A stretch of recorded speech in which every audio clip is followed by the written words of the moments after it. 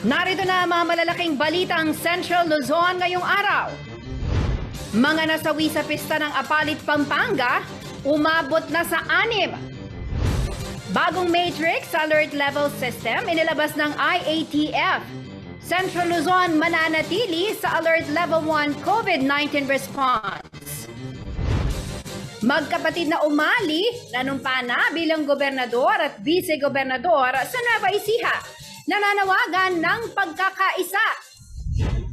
Mga bagong halal-opesyal sa Tarlac, nanumpa na rin. Pagpapunlad ng agrikultura, nais daw nilang tutukan. At mga extension campus ng Davsu, ganap ng regular na campus.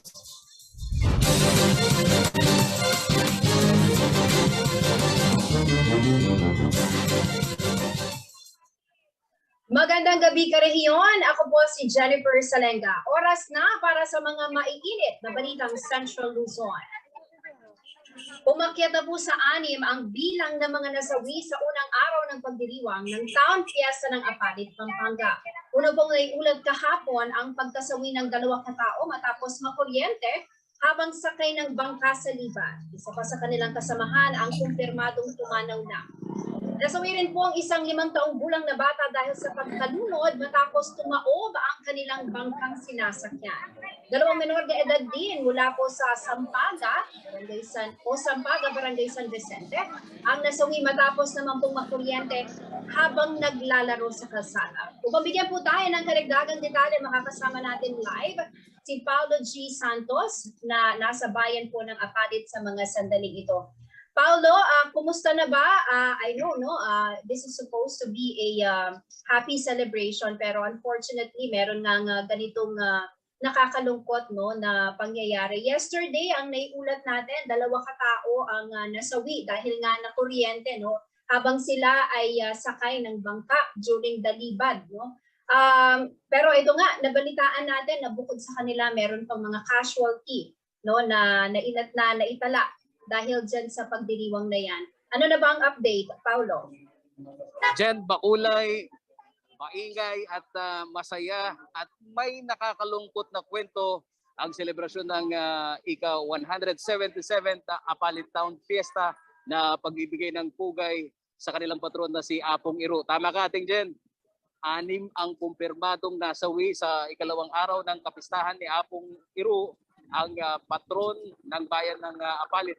At nauna dito yung binabanggit natin, yung 2 deboto na dead on arrival ito kahapon sa pagamutan habang binawian din ng buhay ang isa nilang kasamahan kaninang umaga na kasama sa libad o prosesyon ni Apong Iro dito sa stretch ng Pampanga River. Habang ang 5 taong gulang na batang lalaki na nawawala kahapon, ating Jen, ay natagpuan naman ng bangkay kaninang umaga. Ayon na rin kay Police Lieutenant Colonel Jose Chalmar Gundaya, may nakaposisyon na ngayon na mga kagawad ng PNP para dun sa mismong high voltage o dun sa grid nitong NGCP para maawat na yung mga kababayan natin sa Apalit na magtutungo dito sa Pampanga River. Bukod pa rito, ating Jen, nakumpirma rin ng CLTV News Team ang isa pang insidente kahapon din ito ng hapon. Sa kalagitnaan daw ng malakas na pag-ulan ay naglalaro itong 2 kabataan na kung saan nagkayayaan na pumunta dito sa gitna ng kalsada o dito sa service road ng Sampaga dito sa Barangay San Vicente at nang sila'y maglaro dito sa waiting shed ay hindi nila namalayan. Merong naputol na kawad ng kuryente. Kaya doon sila dumaiiti at 2 ang kumpirmadong namatay dito, ating Jen. Si Jerome Apostol, 12 years old, at si K. Rich Paul Dungo, 13 years old. Ating Jen. Alright. Ipaliwanag lang natin ng maayos, Paulo. Ito po ay magkaibang insidente. Nagkataon lang na parehong ang nangyari lamang ay nakuryente po itong mga biktima. Ano ang pahayag ng local government, Paulo, dahil sa nangyaring insidente na ito? Kasi if I remember it right, bago pa itong Libad Apong Iro, pinaghandaan ito ng LGU at nakausap pa natin ang MDRR officer na si Sir Cesar, ano? At nabanggit nga niya na mas masaya talaga ang mga taga-Apalit dahil nga matapos ang 2 taon na pagkahinto nitong tradisyon ng libad fluvial parade, no, o libad po ang tawag sa kanila, no, dyan sa bayan ng Apalit, merong untoward incident, no, na nangyari. Anong pahayag ng LGU kaugnay nito? Nakausap natin kanina si Glenn Dating, itong municipal administrator. At ang binabanggit niya, isolated case nga itong mga kaso, ating Jen, at patuloy pa yung kanilang investigasyon dito sa pangyayari na kung paano nakalusot ito namang mga deboto dahil hindi raw ito sumubay dun sa mismong fluvial festival o yung mismong libad na, yung mismong prosesyon dun sa Pampanga River. At ang binabanggit nila, ating Jen, itong mga deboto ay hindi pa taga-Apalit. Talagang umarkila lang ito ng bangka para sila naman makisali. Pero lahat daw ng mga bangka na higit 300, lahat ng mga deboto doon nakarehistro. At yung precautionary measure naman, dahil nga mayroon nang nangyari, ating Jen, na may insidente ng pagkakakuryente at may nalunod, ay pumosisyon na daw ngayon itong PNP dito sa paligid ng Pampanga River para matiyak pati na yung mga nagkakasiyahan. Kasi ating Jen, makita mo naman itong komunidad dito sa Apalit. Kitang-kita natin yung kasabikan ng mga residente dito na mag-party-party. Pati sa gitna ng kalsada, nakikita natin nagiinuman at yung ilan talagang naglalakas loob na magsagawa ng kanilang kasiyahan. So iniiwasan nila na, ating Jen, na may mga nakainom na magbangka at pumunta dito sa Pampanga River.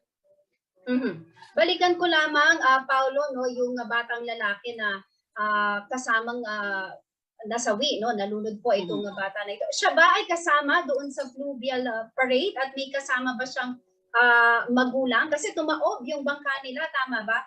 Bukod dun sa bata, meron pa bang mga naitalang nasaktan because of that incident?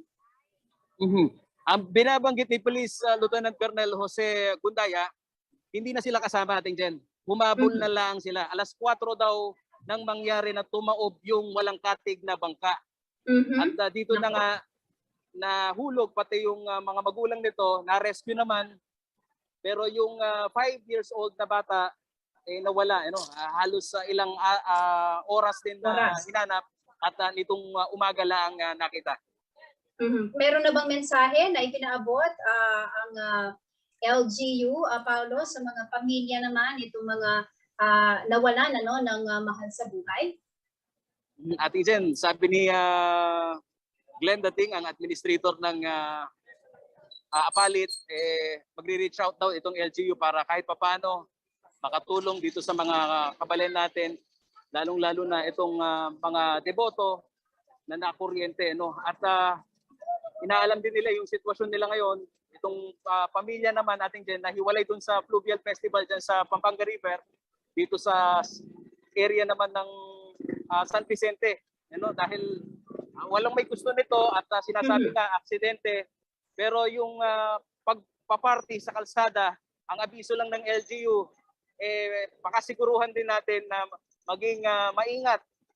Lalong-lalo na dun sa mga maliliit na bata na pumapagit na pati.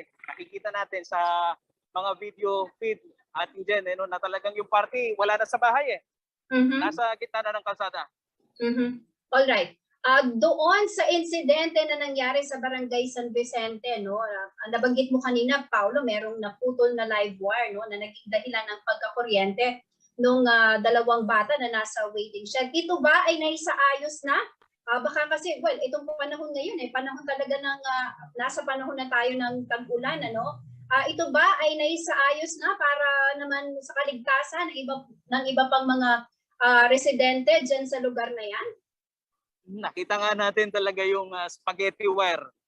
Ganun ko nakita yung poste ng kuryente dun sa malapit sa waiting shed, ating Jen. At buti na lang ang sinasabi nitong mga kagawad ng PNP ay na-rescue kaagad. Kasi 3 yung magkakalaro na nagkadikit-dikit, ating Jen. Pero matagal na umanong nakadapa yung 2. makaraang mapansin nila na talagang nanginginig ito at tinamaan na ito ng kawad ng kuryente. So yung sinasabi nila doon, ang assessment nila ang assessment nila doon sa area, malakas ang hangin kaya may naputol daw na wire kaya dumaiti naman doon sa waiting shed. Pero naisaayos na sa mga oras na ito. All right. Well, alam natin no na fiesta ngayon sa lugar na yan at isa sa nakagawian talaga na ginagawa ng mga taga-Apalit yung basaan, hindi yan maiiwasan, Paolo. But after this incident, panahon pa ng tag-ulan, meron bang instruction or karagdagang abiso, payo ang LGU sa ating mga kababayan na baka naman iwasan na muna yung basaan dahil nga dito sa nangyaring insidente na ito? Ating Jen, ang abiso lang ni Sir Glenn, itong itinerary ng prosesyon dahil meron din ho itong ikot, hindi lang ho dyan sa Pampanga River kundi maging na dito sa mga connecting road patungo dito sa St. Peter Parish Church. Kaya magiging mabilis na daw yung prosesyon, di gaya ng dati na binubuhat yung mismong si Apong Iro. Sa ngayon daw, ating Jen, isasakay na itong truck at dadaan mula dito sa mga komunidad sa Apalit, Pampanga. Ngayon ay nandito na siya sa Sampaloc, at inaasahan na makakabalik dito sa St. Parish Church, St. Peter Parish Church mamayang alas 9. Kumusta naman overall ang mood naman dyan, Paolo? Sabi nga ng taga-LGU, ito ay isolated case lamang. Although nakakalungkot talaga na may nasawi habang ginagawa itong mayamang tradisyon na ito na sabi mo nga wala rin naman ang may gusto na mangyari. But overall, kumusta ang mood ng ating mga kababayan dyan sa Apalit? At yung bang schedule ay nasunod pa rin or ginawa pa rin, walang naging pagbabago kahit na merong nangyaring ganitong nakakalungkot na insidente? Tuloy pa rin, ating Jen. Yan ang abiso ni Glenn Dating, ang administrator ng Apalit. Bukas raw, ating Jen, may tutuloy itong Fluvial Festival na dadaan mula dyan dito sa area ng San Juan, dyan sa area ng Sulipan, at sa Kapalangan na ating Jen. So, yung itinerary, wala pong nagbago. Before I let you go, Paolo, panghuling katanungan na lamang. Ikaw ba ay nagkaroon ng pagkakataon upang makausap naman yung pamilya ng mga nasawi dahil dyan sa insidente na yan? At ano ang kanilang reaksyon or meron ba silang mga mensahe na ipinaabot kung nakausap mo sila? Ate Jen, ang hiling nila financial na suporta dahil sa kalagayan sa kabuhayan, ating Jen, talagang hindi naman daw kaya nitong pamilya kahit mapagpalibmabing nitong kanilang mga anak. At isa rito nga sa mga kabataan, nagdiriwang pa ng birthday niya kahapon. Kaya napakasakit sa pamilya na sila'y mawalan ng anak. All right. So sa mga oras na ito, wala pa tayong nakukuha ding statement from the part of the LGU, pero ang malinaw as of now, Paolo, is ongoing pa rin yung investigation at syempre tutuktukan pa rin ito ng CLTV News para may hatid din natin kasi marami din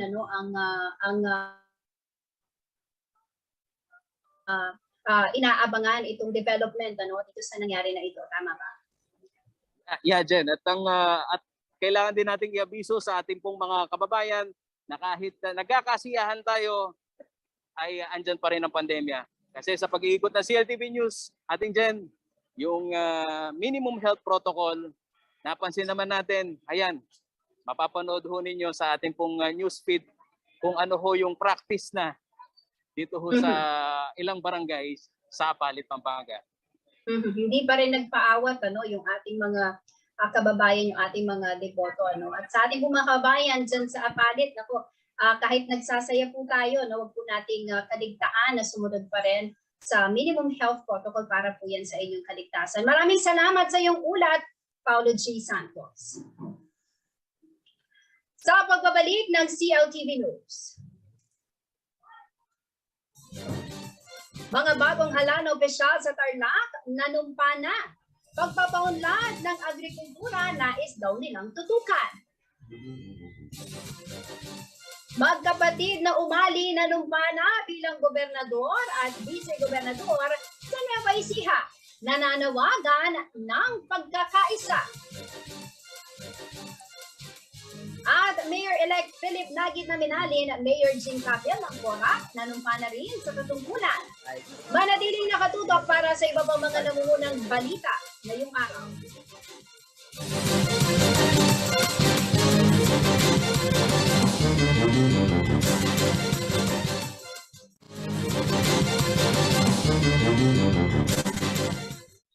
Nagbabalik ang CLTV News. At sa iba pa mga nangungunang balita, kaugnay po ng nangyaring insidente sa Apalit, Pampanga kung saan 6 na katao po ang nasawi.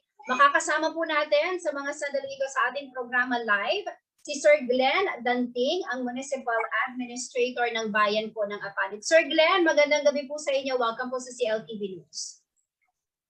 Magandang gabi po sa CLTV at sa lahat po ng nanonood po. Nakikinig at nanonood. Sir Glenn, napakalungkot po ng nangyari dyan sa bayan ng Apalit. Although dapat po ay nagsasaya tayo dahil nga after 2 years, muli pong naibalik ito pong masayang tradisyon dyan po sa bayan ng Apalit, ito pong kapistahan ni Apong Iro. Pero kanina po, meron tayong live update mula sa ating kasamang si Paulo Santos at nakausap po ang pamilya ng mga nabiktima, ito pong mga nakuryente, na hindi naman po natin alam na mangyayari at walang may gusto na mangyari at aksidente po ito. Ang hiling po nila, Sir Glenn, ay tulong pinansyal mula po sa LGU. Meron na po bang nabanggit si Mayor kaugnay po nitong kahilingan na ito or nag-reach out na po ba ang LGU sa mga nabiktima dahil po dito sa pagkakakuryente na nangyari during the fluvial parade at of course ibang insidente pa po yung dalawang kabataan na nakuryente naman sa particular use yung sa Barangay San Vicente dahil naman po sa lakas ng ulan at may naputol na nakable ng kuryente na naging dahilan ng kanilang pagkakakuryente, Sir Glenn. Opo, unang po sa lahat, kami po ay nakikiramay sa pamilya ng mga naging biktima po ng trahedya ito or yung nangyari ito. Alam po naman natin tayo lahat, hindi po natin kagustuhan na nangyari. Sa parte po ng LGU, inatasan po ng ating mayor yung ating mga taga-Municipal Social Welfare Office para nga magkaroon ng profile yung ating mga naging biktima, yung mga nasawi at saka yung mga nadala sa ospital. Tutulong po ang local government unit ng Apalit ng financial assistance para po maibsan nararamdang paghihirap nitong mga naging biktima. Opo, Sir Glenn, alam po namin na pinaghandaan talaga ito pong Libad Apong Iro, kasi nakausap din po namin dito sa CLTV si Sir Cesar ng MDRMO ng Bayan ng Apalit at alam po natin yung paghahanda na ginawa, but mukhang hindi po napigilan, Sir Glenn, yung ating mga deboto, hindi po natin siguro sila din masisisit sa excitement nila dahil nga sa loob ng 2 taon natigil po itong tradisyon na ito na talagang taon-taon ay dinudumog o dinadagsa talaga ng mga deboto. Ito po ba ay inasahan natin or ano po ba yung ginawa hindi na po nagpapigil yung mga deboto, Sir Glenn? Well, sa ating pong pag-ipag-ugnayan sa Apalit Town Test Committee at saka sa ating local PNP at sa ating MDRMO, we have placed po yung mga precautionary measures para sa safety and security ng mga deboto. At kami po ay nanawagan naman sa kanilang dahil tayo ay nasa alert level 1, talagang nakiusap po ng LGU na yung dobleng pag-iingat ating gawain. At nakalungkot lamang na naisama po yung mga minor na minor de edad. Yes. Mhm. Lipat, ano po. Pero be that as it may, tayo po ay naghahanda na para sa susunod na taon at meron tayo pong corrective measures na gagawin. Halimbawa, Mhm. nagpapaprepare na rin po ng petition sa ang tawag dito, NGCP or sa local health provider upang gawan ng mas maayos na yung po bang kuryente na lumilipat sa ilog pwede kailangan po magkaroon ng adjustment. Mhm. Dalawa, siguro po sa susunod na taon talagang kung pwedeng inspect lahat ng ng mga bangka na isasama walang mga minors na isama para naman mas lalo nating maiwasan yung kung ano man po ang untoward incident that may happen in the future.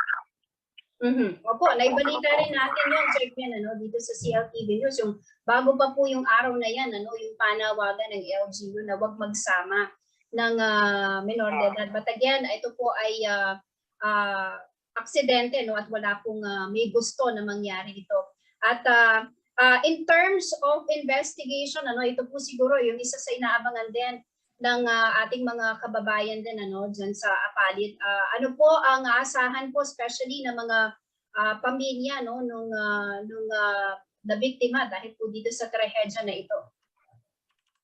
Again po, pinapabot po ng pamuluan ng bayan ng Apalit sa pangunan ng ating mayor ang pakikiramay sa pamilya.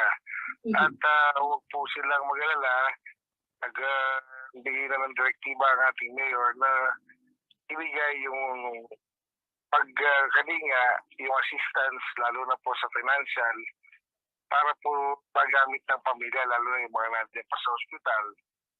At yung po ating local MSWD, bagamat wala pong skeleton lamang ang setup ng ating munisipyo, ay bukas po asikasuhin ng lahat ng mga kailangan na yan. Mm-hmm. Sir Glenn, baka may kabilin po kayo, paalala ba, especially sa inyong pong mga kababayan dyan sa Apalit dahil nagpapatuloy pa rin po yung selebrasyon para po sa kapistahan ni Apong Iro. Sa ating pong mga kababayan, bukas po kasi magkakaroon na naman tayo ng activity sa Kailugan. Bantayan po natin ang ating yung mga bata, lalo na po yung mga hindi po marunong talagang lumangoy. Huwag na natin silang hayaan mo nang magtampisaw sa Kailugan. At sa ating pong mga kalalakihan naman, lahat-lahat na nagsasaya po sa tabi ng ilog, ipag-ibayuhin po natin ang ating pagsusumikap na maging ligtas tayo. Kung minsan kasi sumusobra yung ating kasiyahan, nakakalimutan natin yung danger. So, yun lang po at sana po may raos natin ng tahimik. Muli, yung peaceful and safe. Yung ating kapistahan, lalong-lalo po nandun na tayo sa 3 araw po pagdating bukas. Alright, maraming salamat po sa inyong oras at panahon, Sir Glenn Dantig, ang Municipal Administrator po ng Bayan ng Apalit sa Pampanga. Magandang gabi po. Maraming salamat. Good evening, sir. Dumako po tayo sa imang balita. Nagkakaisa raw ang mga bagong hala na opisyal sa lalawigan ng Tarlac sa pagsusulong ng interes ng kanilang mga nasasakupan, kabilang narito ang higit na pagpapaunlad sa sektor ng agrikultura. Ito ang naging pangako nila kasabay ng idinaos na oath-taking ceremony sa lungsod po ng Tarlac. May detalye ng balitang yan si Liana Canilao.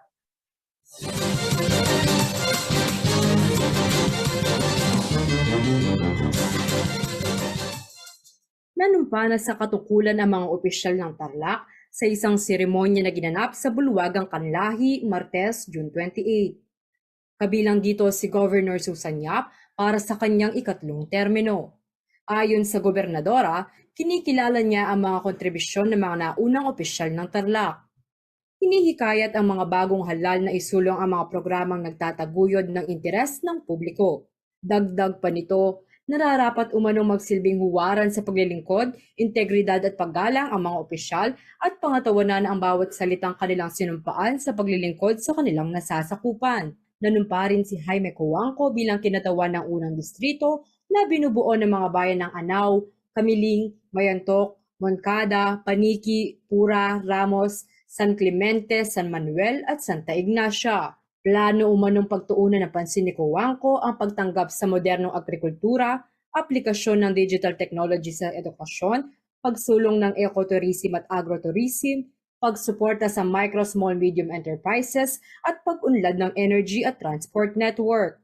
Nanumpa naman bilang 2nd District Representative na kinabibilangan ng lungsod ng Tarlac at bayan ng Gerona, Victoria at San Jose si Christian Yap. Binigyang diin ni Representative Yap ang suporta sa sektor ng agrikultura sa pamamagitan ng makabagong teknolohiya upang mapataas ang ani ng mga magsasaka at makamit ang seguridad sa pagkain.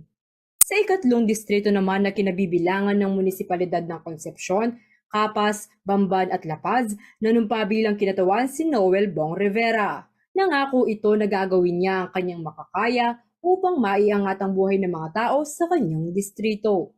Kabilang sa iba pang mga opisyal na nanumpa sa pwesto ay sina Vice Governor Carlito David at mga miyembro ng Sangguniang Panlalawigan. We went through a very tedious and hindi po para sa akin, no? I came unopposed, but it was very crucial for me to make sure that my family, team members from NPC make it for the win. And I'm very happy that most of you today belong to that family. And to those who don't, I hope you will join us soon. Tayo po ay naluklok para ipabuti ang buhay ng bawat Tarlacenyo. Dapat walang maiiwan. Ito po ang naging banner cry ng aking past 6 years sa aking administrasyon. Liana Canilao, CLTV News.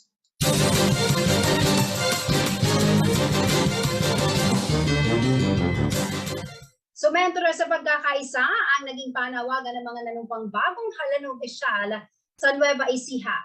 Ayon po kay Governor Aurelio Umali, bagamat may pagkakaiba sa politika, isa lamang daw ang kanilang hangarin at yun ay higit na mapabuti ang buhay ng mga Novo Ecijano. May karagdagang detalye si Arvin Salonga.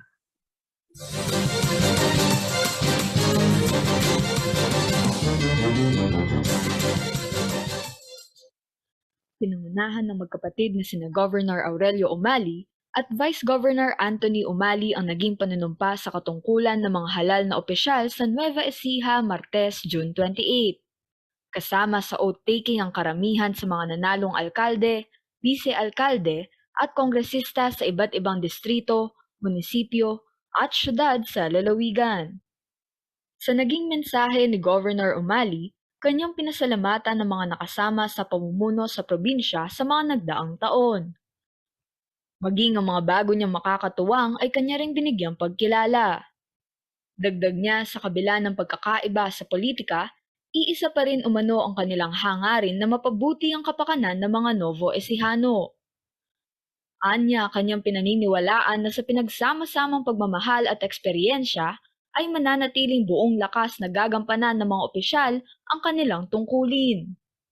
Ipinabot din niya ang pagbati sa lahat ng mga nahalal, maging ang kanyang panawagan partikular sa mga bise-alkalde na suportahan ang mga alkalde sa kanilang panunungkulan. Arlene Salonga, CLTV News.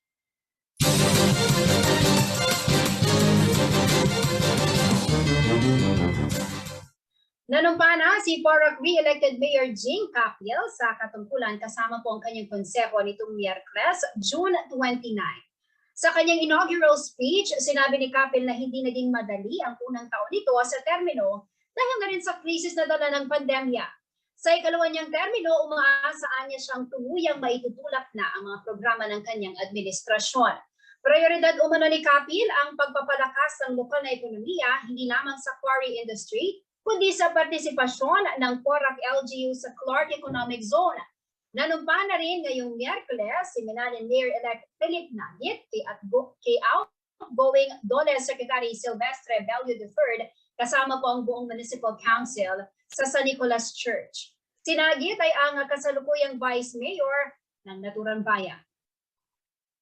I acknowledge this time all of the circumstances that we will elected today, that I will obey the laws, even orders and decrees, duly promoted and duly constituted authorities of the Republic of the Philippines.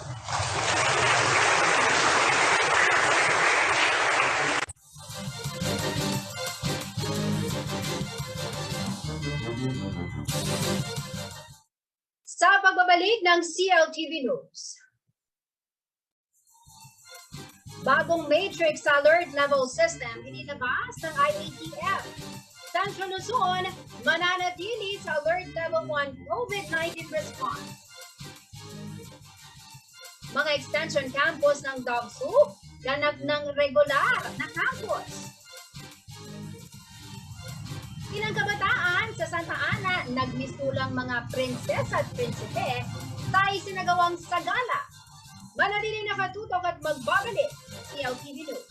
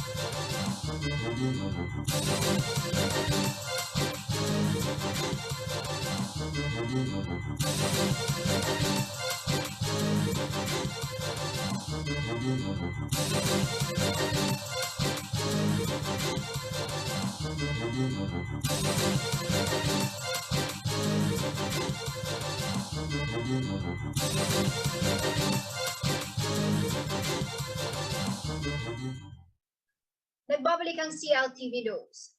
Naglabas ng bagong matrix ang IATF para po sa alert level classification ng COVID-19 response system. Ito na umano ang gagamitin para sa alert level system ng mga probinsya, highly urbanized cities, independent component cities at munisipalidad simula July 1 hanggang July 15. Sa bagong matrix, haalisin na ang 2-week growth rate sa pagtukoy ng klasifikasyon ng case risk at ang klasifikasyon sa kaso ay ibabatay sa average daily attack rates o ang proporsyon ng mga taong nagkaroon o namamatay sa COVID-19 sa isang populasyon na una nang walang naitatalang kaso. Mananatili namang pangunahing basihan para sa health system capacity ang total bed utilizations. Ang pagtatalaga naman ng alert level ay nakabatay sa revised cross-tabulation ng kabuang bilang ng bed utilization at average daily attack. Samantala, mananatili po sa alert level 1 simula July 1 hanggang July 15 ang buong Central Luzon, kabilang ang mga lalawigan ng Aurora, Bataan, Bulacan, Nueva Ecija, Pampanga, Tarlac, Zambales, at ang mga syudad ng Angeles at Olongapo.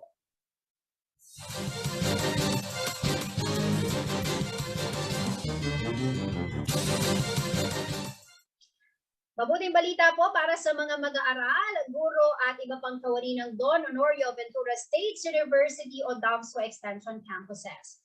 Pinirmahan na po ni Pangulong Rodrigo Duterte ang batas na magtatalaga sa mga extension campus bilang regular campus. Dahil dito asahan daw ang regular na pondo para sa mga ito. May ulat si Orlin Salonga.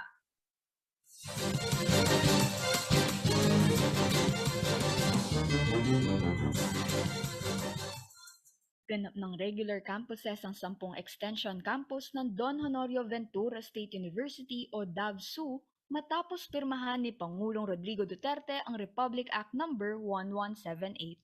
Ito ang inanunsyo ni Pampanga Governor Dennis Delta Pineda sa kanyang Facebook post Miyerkules, June 29.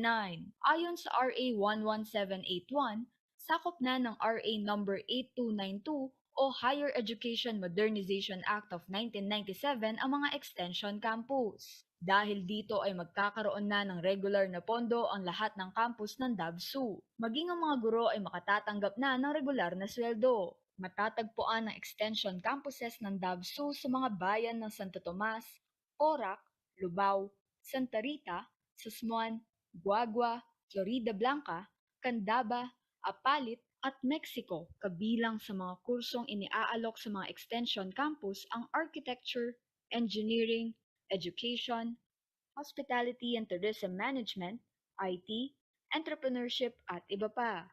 Lubos naman ang pasasalamat ni Governor Delta sa mga senador na nagsulong at nagsponsor ng batas. Arlene Salonga, CLTV News.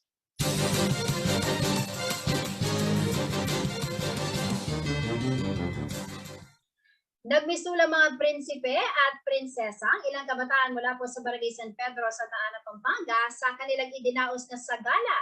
Ang naturang aktibidad labis daw pinaghandaan hindi lamang ng mga barangay officials, kundi pati na rin mga magulang na kasing excited din ng kanilang mga anak.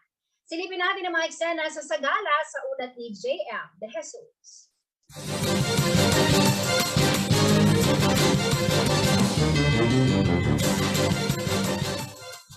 Naggagandahang kasuotan, makukulay na dekorasyon sa mga sasakyan at cute na ngiti ng mga bata nagmistulang mga prinsipe at prinsesa sa kanilang postura. Ito ang natunghayan sa isang parada na ginanap sa Barangay San Pedro, Santa Ana, Pampanga kasabay ng kapistahan ni San Pedro de Apostol, Miyerkules, June 29. Inorganisa umano ng barangay ang parada upang higit na mapalakas ang self-confidence sa mga kabataan at maibalik ang sigla ng kanilang mga kabarangay.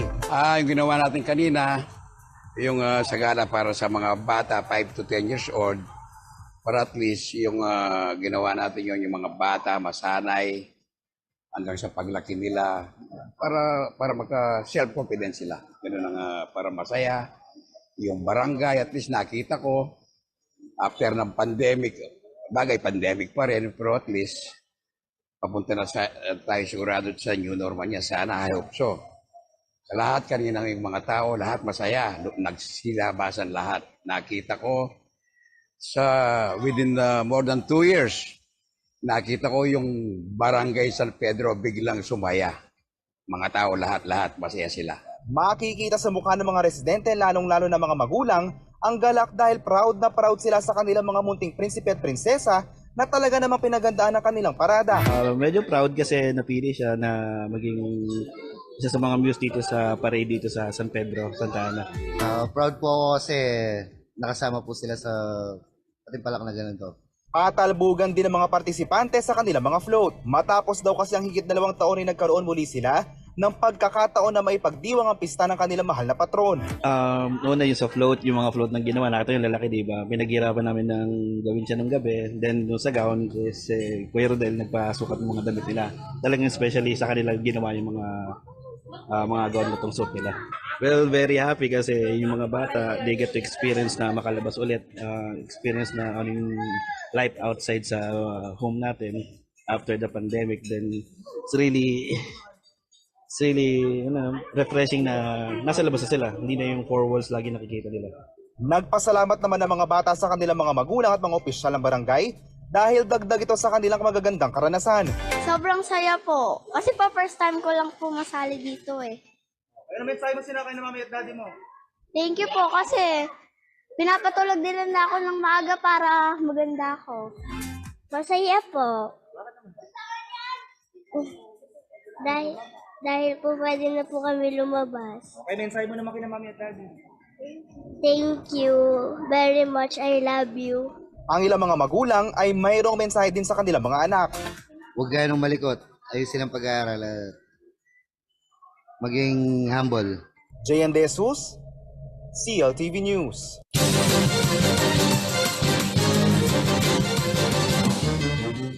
Non-stop po ang tawanan ng ating mga kabalen sa San Pedro, Santa Ana, Pampanga pa rin dahil sa friendly basketball match ng mga little people at ilang kabataan. Hindi naman nagpadaig ang bawat kupunan sa mainit na bakbakan sa hardcourt. Matapos ang laro, isang dance showdown pa ang idinaos na lalong nagpasaya sa mga manonood. Parorin po natin to.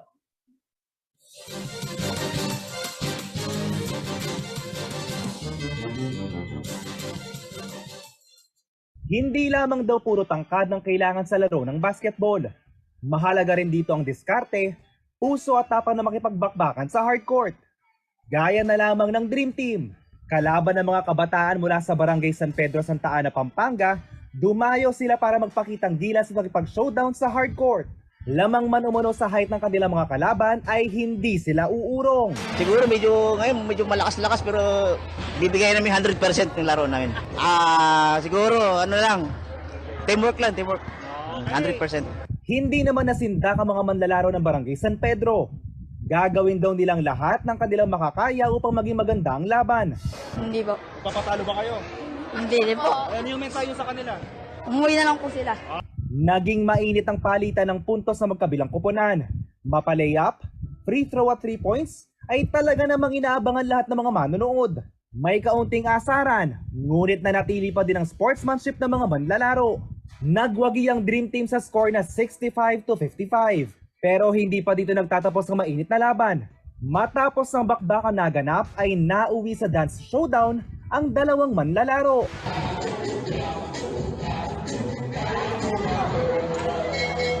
Ayon kay Barangay Captain Marcos Lulu, dahil naging matagumpay exhibition game noong 2019, ay inimbitahan nilang muli ang Dream Team upang makapagbigay saya sa gitna ng pandemya.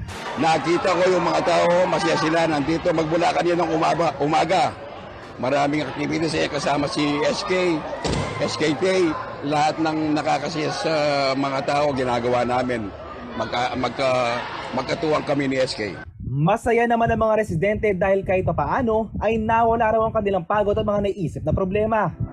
Maganda na laro ng yung mga Dream Team. Saka ayos.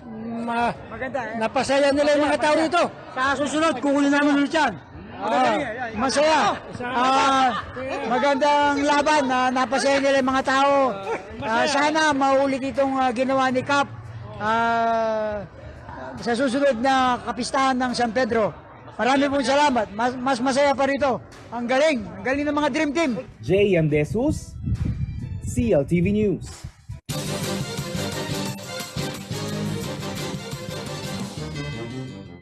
Alamin naman natin ang magiging lagay ng panahon mula kay Ginoong Manny Esguerra, ang Chief Weather Forecaster ng Pag-asa Florida.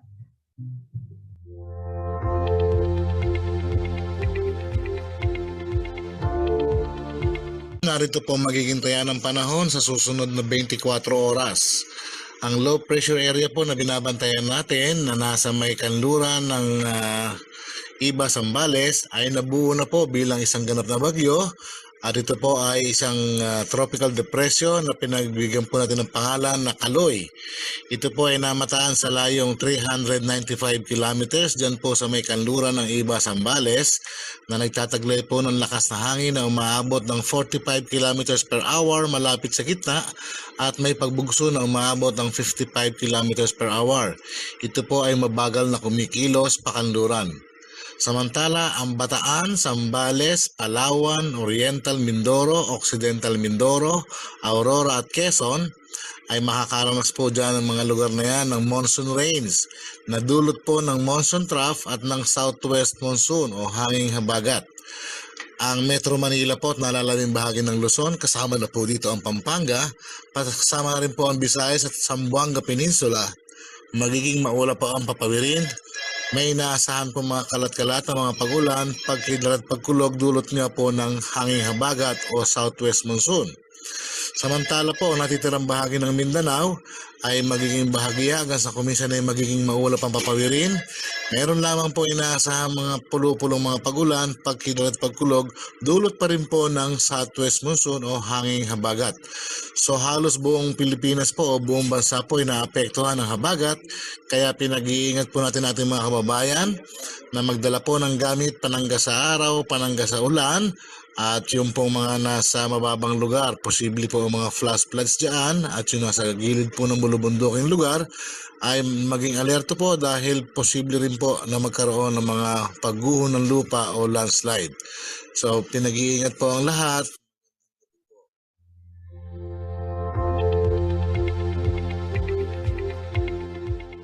At yan ang mga balitang nakalat ng CLTV News. Kasama po ang buong pwersa ng CLTV News and Current Affairs.